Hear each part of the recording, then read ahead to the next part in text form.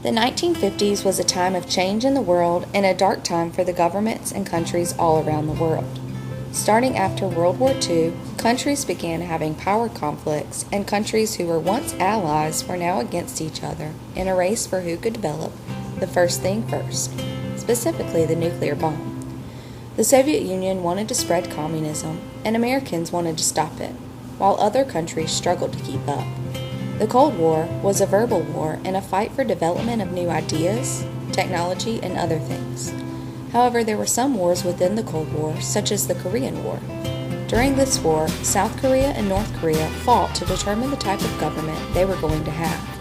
America did not get involved until they saw that South Korea needed assistance in defeating the spread of communism. This is where my Gino came into play. Eugene Levon Griffin Jr. is a surviving veteran of the Korean War. Born July 1, 1933, he is the oldest of two and my mother's father. As my grandfather, he is a wise man who still lives today at 82 years old. At 18 years old and married, he enlisted in the military and was drafted into the Air Force in 1959. With his bag packed, he was ready to encounter anything the world had to offer. San Antonio, Texas was where he was stationed at the Lakeland Air Force Base. He was not on the front lines, but he was a radio analyst and communicator on the airplanes. His job was to ensure that all communication was secure and he could hear everything and vice versa. This note was sent back to my grandmother in 1951. This photo was taken of the two lovebirds. It is a great example of the youth behind those men and women who are enlisted into the military. Still today, many 18-year-olds graduate high school and immediately enlist. My grandparents were newlyweds and he was shipped off. After he was at the Lakeland Air Force Base, it came time to be relocated.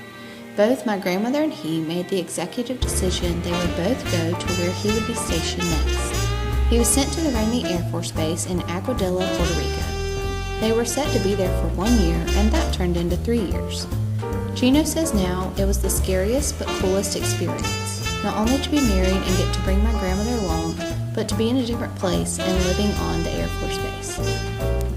Even though fighting on the front lines was not his primary job, he still had to learn a lot about flying and operating the communication devices in order to be prepared. This photo was taken during a flying lesson, as Gino called it.